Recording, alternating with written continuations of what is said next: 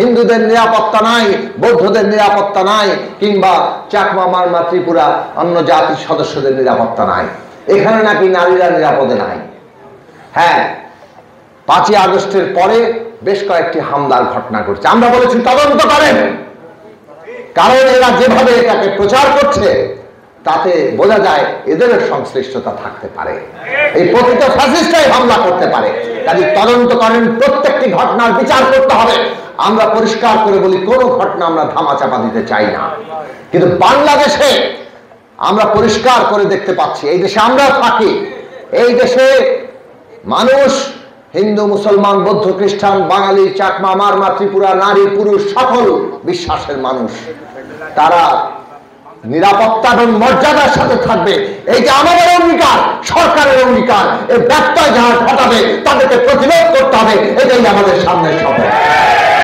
ওইদিকে মিয়ানমার রোহিঙ্গাদের পাঠিয়েছে, আবার ওখানে যুদ্ধ চলছে, একটা পরিস্থিতি তৈরি হচ্ছে। আমাদের জাতীয় নিরাপত্তা এখন হুমকির মুখে নানান দিক থেকে। কাজেই সেই দিক থেকেও আমাদের সকলের ঐক্যবদ্ধ থাকা দরকার। সরকারকে ব্যর্থ হতে দেওয়া যাবে না।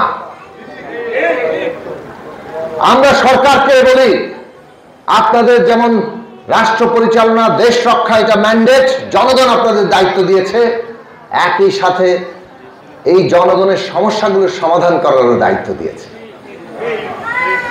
এবং সরকার যত বেশি জনগণের সমস্যার সমাধান করবে, তত জনগণ ঐক্যবদ্ধ হবে। কাজে আজকের এই গণসংলাপে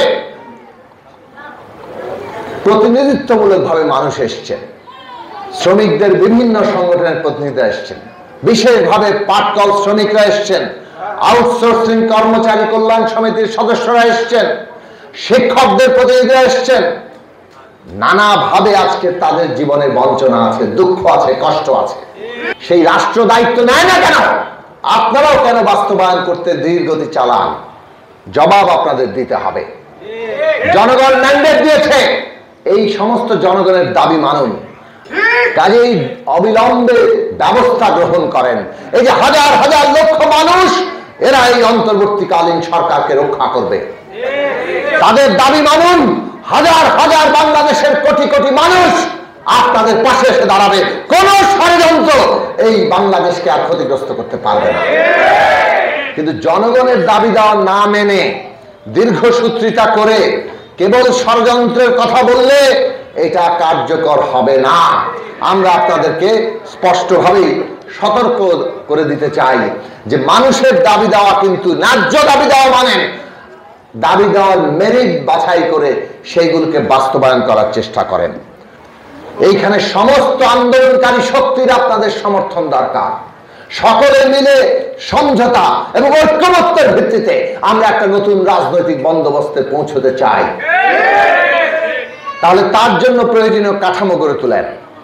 রাজনৈতিক দল, শিক্ষার্থী, অন্যান্য শ্রেণী পেশার অংশীজন সকলকে নিয়ে একটা জাতীয় রাজনৈতিক একটা কাউন্সিল গঠন করেন, যার সাথে সরকার নিয়মিতভাবে বৈঠক করে আলাপ আলোচনার মধ্য দিয়ে আগামী রাজনৈতিক উত্তরণ পর্ব শেষ করবেন, দ্রুত রোড ম্যাপের ব্যবস্থা করতে পারবেন এবং দেশকে একটা গণতান্ত্রিক রূপান্তরে নিয়ে যেতে পারবেন।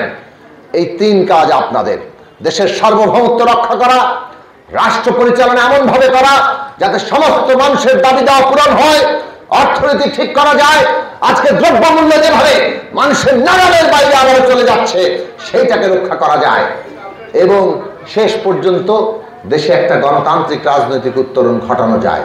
এই সব দায়িত্বগুলো পালন করার জন্য আপনাদের সকলের সহযোগিতার মধ্য দিয়ে এগিয়ে যেতে হবে।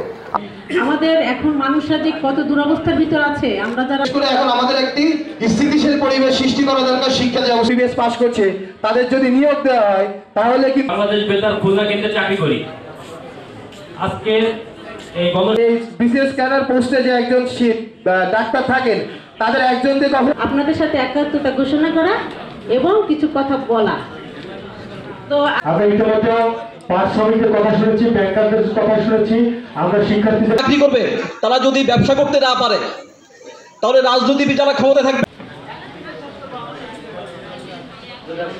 চাকরি কিভাবে যাচ্ছে এবং কেমন বেতন পাচ্ছে, কখন পাচ্ছে, কিভাবে খুলনা কেন্দ্রে চাকরি করি। গত 5 আগস্ট যা আছে ওইগুলো লাগাই